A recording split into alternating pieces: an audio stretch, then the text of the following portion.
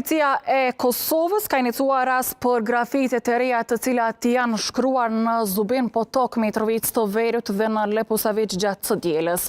Këto janë cilësuar si nxitje e përçarjes dhe mosdurimit, derisa autoritetet policore bën të ditur se ka nisur hetimet.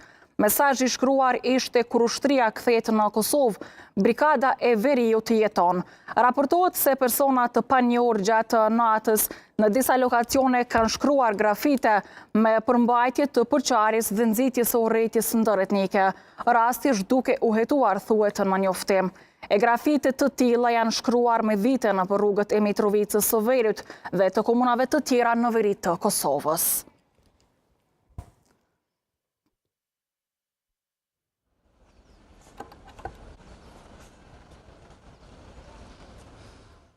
E përveç grafiteve të cilat janë shkruar gjatë së dielës në veri të Mitrovicës,